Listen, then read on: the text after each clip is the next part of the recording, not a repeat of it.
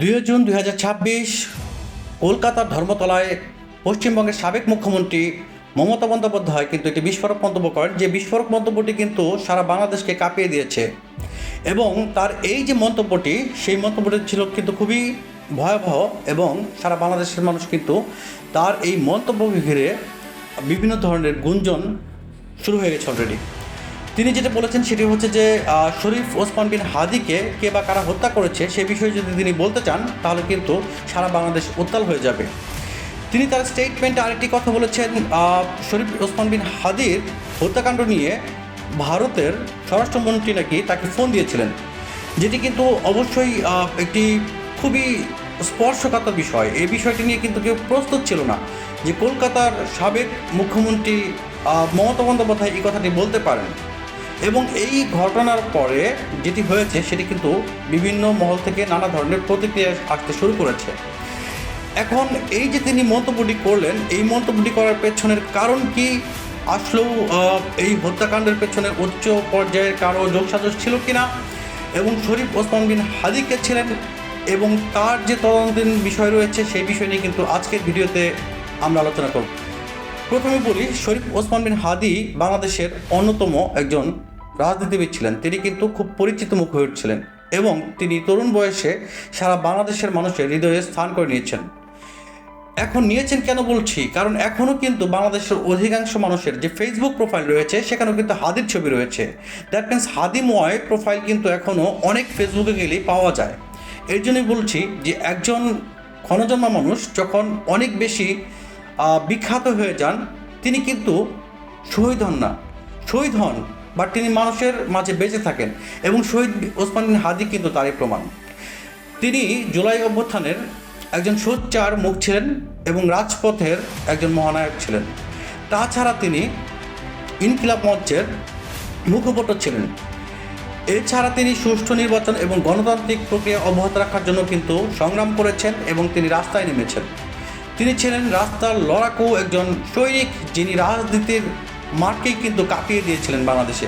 অল্প সময়ের জন্য হলেও কিন্তু শরীফ ওসমান বিন হাদি মানুষের মনে কিন্তু জায়গা করে নিয়েছেন। এছাড়া তার সবচেয়ে বড় একটি পরিচয় হলো তিনি ভারত বিরোধী আন্দোলনের প্রবক্তা বলা যায়। এবং কারণ কেন বলছি, শরীফ ওসমান বিন হাদি কিন্তু বিভিন্ন সময়ে ভারত বিরোধী বক্তব্য দিয়েছেন, যার কারণে কিন্তু মানুষের মনে আরও সন্দেহের দানা বেঁধেছে। কারণ তার ওই ভারত বিরোধী বক্তব্যই কি আসলে তার হত্যাকাণ্ডের মূল কারণ, নাকি অন্য কিছু ঘটেছে?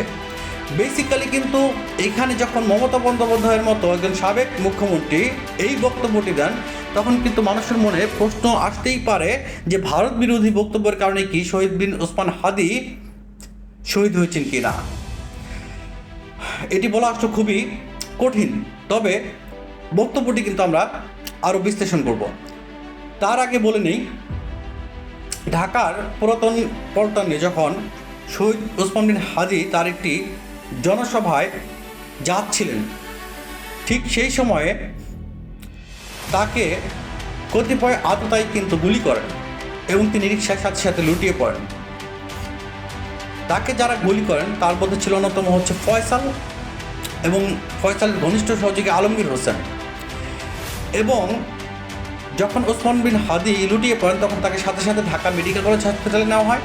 হসপিটালে নেওয়ার পর যখন তার অবস্থা আরও খারাপ হয় তখন কিন্তু তাকে এয়ার অ্যাম্বুলেন্সে করে সিঙ্গাপুরের জেনারেল হাসপাতালে নেওয়া হয় এবং তিনি 18 ডিসেম্বর শহীদ হন।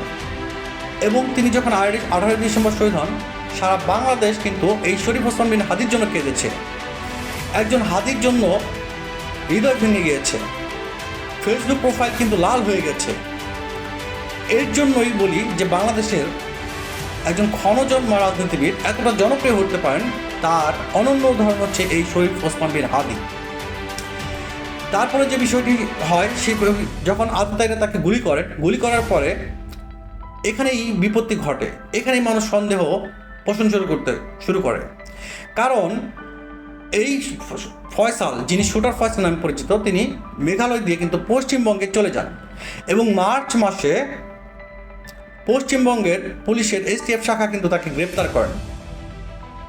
ইতিমধ্যে কিন্তু বাংলাদেশের পররাষ্ট্র মন্ত্রণালয় কূটনৈতিক প্রক্রিয়ায় ফয়সালের কিন্তু প্রত্যাবর্তন যে ব্যাপারটি রয়েছে সেটি নিয়ে কিন্তু আলোচনা টেবিলে বসেছে এবং তাকে ফিরিয়ে আনার জন্য কিন্তু সকল ধরনের প্রক্রিয়া অব্যাহত রেখেছে, যেটি খুবই গুরুত্বপূর্ণ। এখন দুইজন, এই যে মমতা বন্দ্যোপাধ্যায় বলেছেন যে তিনি যদি মুখ খোলেন তাহলে সারা বাংলাদেশ উত্তাল হয়ে যাবে, এর পেছনের কারণ হচ্ছে শরীফ ওসমান বিন হাদি যখন শহীদ হন সে সময়ে অমিত শাহ তাকে ফোন করেছিলেন এবং তার আসামিকে যখন গ্রেপ্তার করা হয় এসটিএফের মাধ্যমে, তখন অমিত শাহ তাকে ফোন করে বলেছেন, কোর্ট করে বলছি, এটি মমতা বন্দ্যোপাধ্যায় বলেছেন যে যদি এই এসটিএফ যখন গ্রেপ্তার করেছে ফয়সালকে, এই ঘটনাটা যেন বাইরে না আসে। এই ঘটনাটা কিন্তু যথেষ্ট বিতর্কের জন্ম দিয়েছে। এখন এর বিপক্ষের যে সমস্যাটা সেটা হচ্ছে যে মমতা বন্দ্যোপাধ্যায় বক্তব্যটি দিয়েছেন, বাট তিনি কোনো প্রমাণ হাজির করতে পারেননি, যার কারণে কিন্তু বক্তব্যটি অনেকটাই অস্পষ্ট রয়ে গেছে।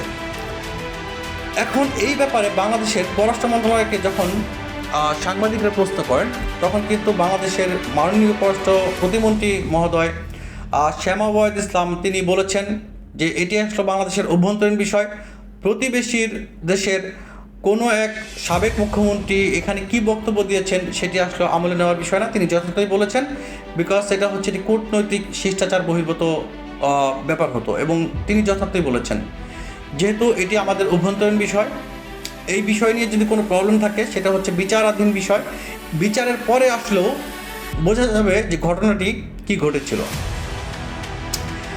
এখন সব কিছুর পরে যখন মমতা বন্দ্যোপাধ্যায়ের এই বিস্ফোরক মন্তব্যটি বাংলাদেশের মানুষ শুনেছে, তখন কিন্তু বিষয়টি আবার নতুন করে বাংলাদেশের মানুষ কানাঘুষা শুরু করে দিয়েছে। এটা করাটাই স্বাভাবিক, বিকজ এটা কিন্তু বাংলাদেশের ইতিহাসেরই অন্যতম একটি মর্মান্তিক ঘটনা। কারণ শরীফ ওসমান বিন হাদি কোনো সাধারণ মানুষ ছিলেন না। হ্যাঁ, তিনি সাধারণ ছিলেন, তার জীবনযাপনে সাধারণ ছিলেন, তার কথাবার্তায় তিনি সাধারণ ছিলেন, তার চাল চলনে তিনি সাধারণ ছিলেন, বাট ব্যক্তিত্বে তিনি ছিলেন অসাধারণ, যার কারণে কিন্তু তিনি বাংলাদেশের মানুষের কাছে একজন অসাধারণ রাজনীতিবিদ হয়ে ওঠেন। এছাড়া কিন্তু তিনি 2026 সালের নির্বাচনে ঢাকার 8 আসন থেকে প্রতিদ্বন্দ্বিতা করতে চেয়েছিলেন এবং তিনি কিন্তু যথেষ্ট সফল ছিলেন। তার প্রচারণে কিন্তু অনেক মানুষই তাকে সমর্থন করেছিল, যার কারণে কিন্তু তিনি নায়ক থেকে মহানায়ক হয়ে উঠেছিলেন। এছাড়া তিনি তার যে ইনকিলাব মঞ্চ, সেই ইনকিলাব মঞ্চের মাধ্যমে কিন্তু বাংলাদেশের মানুষকে সচেতন করার চেষ্টা করেছেন। বাংলাদেশের মানুষকে তিনি সাংস্কৃতিক অঙ্গনের যে ব্যাপারগুলো সেগুলো বোঝানোর চেষ্টা করেছেন। তিনি বিভিন্ন বিষয় নিয়ে কিন্তু গবেষণা করেছেন, বিভিন্ন বিষয় নিয়ে কিন্তু তিনি বাংলাদেশের মানুষের কাছে গিয়েছেন, যার কারণে কিন্তু বাংলাদেশের মানুষ শরীফ ওসমান বিন হাদিকে কিন্তু একজন মহানায়ক হিসেবে স্বীকৃতি দিয়েছেন। এখন যে বিষয়টি খুবই গুরুত্বপূর্ণ, এই যে মমতা বন্দ্যোপাধ্যায়ের যে বক্তব্যটি, এটি বাংলাদেশ এবং ভারতের মাঝে কোনো সংকটের সৃষ্টি করবে কিনা। দেখেন, এই ধরনের বক্তব্য যখন আসলে দেওয়া হয় তখন কিন্তু একটি আস্থার সংকট অবশ্যই হয়, সেটা গভীর হোক আর সেটা অগভীর হোক। এটা কিন্তু দুই দেশের মধ্যে একটি আস্থাহীনতার সৃষ্টি করতে পারে, সেই ব্যাপার কিন্তু বলা যায়। ইতিমধ্যেই কিন্তু বাংলাদেশ এবং ভারত সীমান্তে কিন্তু গোলাগুলি হয়েছে। তাছাড়া কিন্তু ভারতের পররাষ্ট্রমন্ত্রী যে জয়শঙ্কর তিনি বলেছেন যে তৎকালীন যে অন্তর্বর্তীকালীন সরকার ছিলেন তখন বাংলাদেশ এবং ভারতের যে সম্পর্ক ছিল সেটা যথেষ্ট পরিমাণে গতিময় ছিল না, এখন তারা আসলেও রিভাইভ করতে চান। এই ধরনের মন্তব্য কিন্তু ভারতের পররাষ্ট্র মন্ত্রণালয় থেকে এসেছে। সেখানে কিন্তু এই বক্তব্যটি যথেষ্ট গুরুত্ব বহন করে এবং যথেষ্ট কিন্তু স্পর্শকাতর হয়েই এসেছে।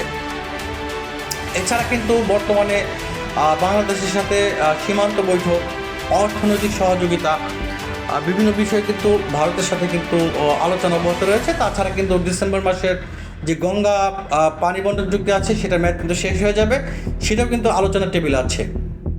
তো এই সময়ে এসে যখন মমতা বন্দ্যোপাধ্যায় এই ধরনের বক্তব্য দেন, তখন স্বাভাবিকভাবে মানুষ কিন্তু অনেক মর্মাহত হয়েছেন বাংলাদেশের মানুষ।